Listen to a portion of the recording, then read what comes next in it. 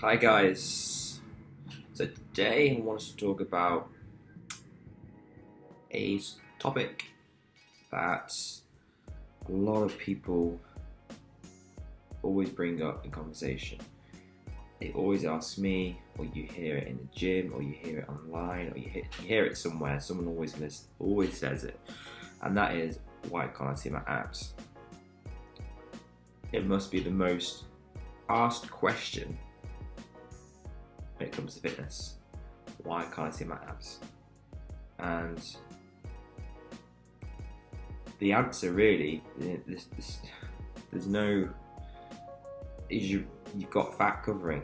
That's it. There's no, you're not doing this, you're not doing, well there is, but there is no, people want to know what ab exercise they can do, what supplement and pill they can have that's going to magically get rid of all that fat. But there's nothing on the market like that. Oh, not that works instantly anyway. And for most people, we're talking about a healthy way about losing weight and revealing your abs if that's what you want to achieve. So the quick answer is, you've got fat covering your abs. It's a layer of fat that you have to remove. So if there was a quick fix, we'd all be doing it. We'd all be walking around with amazing bodies, amazing lean, well, not necessarily healthy, because being lean is not always healthy, but just fit looking bodies that we see in the magazines. But there's nothing out there, so stop searching right now. You're wasting your time, you're wasting energy that you could just put elsewhere into doing things that we know that what work, and you can just focus all your energy on that and be 3 months down the line to where you're on route to where you want to be, rather than just keep going around on a bloody hamster wheel looking for this next fad, this next way of eating, this next ab exercises, or the next thing that's going to come out, like your gluten, you're lactose intolerant. You might have sensitivities, but it's a very small population that have those intolerances to foods like that. Those such foods. It just isn't as common. Again, it's trendy, it's sexy. People like to follow trends. It's stupid. I mean, that's all it is to it. It's stupid. So stop looking. You're wasting your time. So what can you do? Excuse me. What can you do is look at your diet properly. Understand how we lose weight. We need to be eating less, and we need to be exercising. Now, a lot of people just think, right, I'm just going to do cardio, I'm just going to do lots of exercise, and I'm just going to beat myself into the ground. I do cardio 7 days a week, and do loads of HIIT.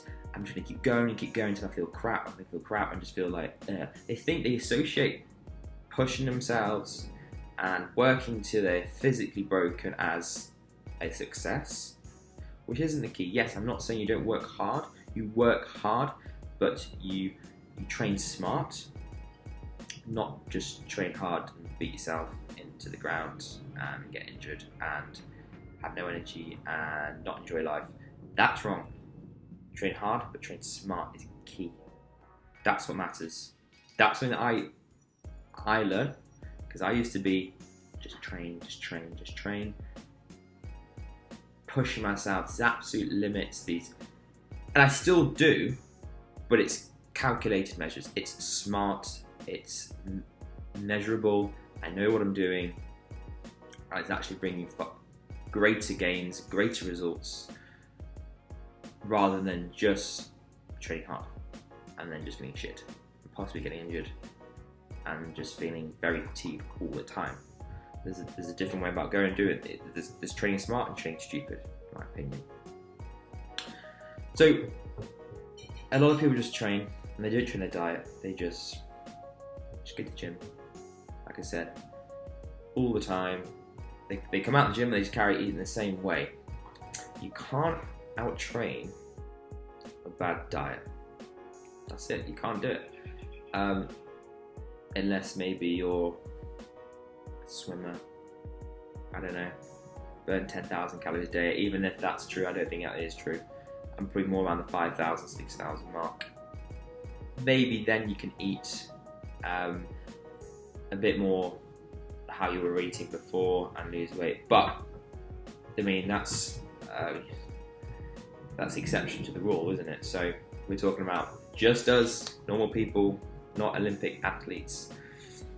So we have to look at our diet. We have to look at what we're doing, and we have to assess what we're eating and how much we're eating. More important actually is how much we're eating, not what we're eating. If we think of it as a pyramid, and the most important is the bottom to start off with. We've got nutrition, the calorie deficit. Okay, so the calorie deficit, calories in versus calories out, is the most important factor when it comes to losing weight. I will say that again, calories in versus calories out is the most important factor when it comes to losing weight. Reducing your weight or gaining weight or maintaining weight. There's 3 things the body can do, and that's it. You first need to look at that. The next thing is then where the calories are coming from. So you need to have a certain amount of calories coming from protein. That's the most important nutrient, I should say, macronutrient is a better word, for retaining muscle, burning body fat, getting lean, yada yada yada. I'm going to do a separate video on that. But protein needs to be set, and that needs to be kept throughout. That doesn't really change. It can change the more experienced you are, the more advanced you are to your training, and just training history and career. But for the most part, everyone just keep to a consistent protein target daily, or even have a range to be really flexible. To have a range, which is very easy to work out. But just getting your calories and your protein set will make a massive difference as long as you can stay consistent and you're tracking your food. Now, it doesn't work for everybody. There is different methods. There's many ways to skin a cat. Some people who have a 9-to-5 job can't and don't want to get their scale out and track their food on MyFitnessPal. Fair enough. I have clients that don't want to do that. I have clients that have quite happily tracked, used MyFitnessPal, used a scale. Everyone's different.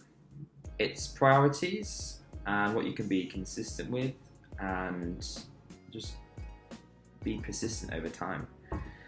And you can see yourself doing it from a year from now. Because if you can't, then what's the point in doing all this? There'll be times when you have to dial things in, you're just gonna have to tighten things up. The periods where you want to just get, like, I don't know, your goal is to get lean for a holiday or whatever it's going to be, where you have to get super disciplined, more strict, you have to watch everything as much as you can, be accurate and precise. You've got to do those sort of things at certain times, but not 365 days a year. That's just stupid. And if you're trying to maintain that, well, it's not maintainable for the most part unless you have no social life, you have no friends, you have no job, you do nothing, and you just literally sit at home, go to the gym, you come back, and you eat. That's all you do. I mean, it's a very sad life. You're not going to enjoy your life, you're just going to look good.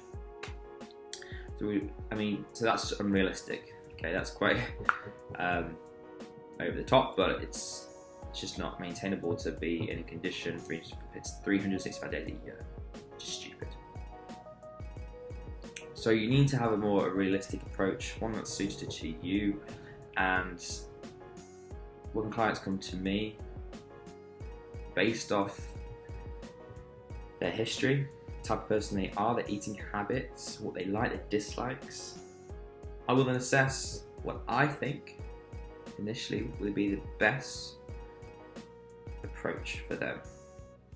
But that might change over time if they're not seeing the desired results, if they feel like they want to be a bit more accurate. It depends on a few factors, but everyone's different. So it's just finding out what works for you. Tracking calories, tracking protein, carbs and fats, yes, it works damn good if you can stick to it. It will bring about results very quickly, but you can't be on it one day, off it the next day. You've got to be consistent, weighing your food, tracking, using MyFitnessPal. You've got to make sure that everything that goes in your mouth is covered. You're tracking it. and it does work. I do it, love it. Don't even think about it anymore. Get my phone out, get my scale out, and boom, done it.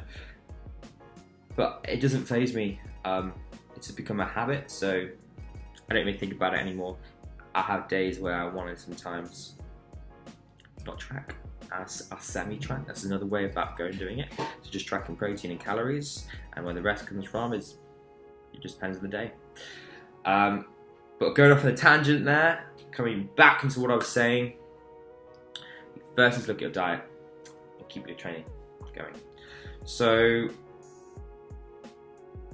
question is, why can't you see your abs? Is because basically you're eating too much.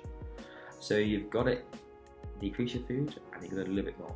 There's lots of things that come into losing weight, but the basics of it are right there. I've just told you. There's calculators you can find online, or you can hire a coach.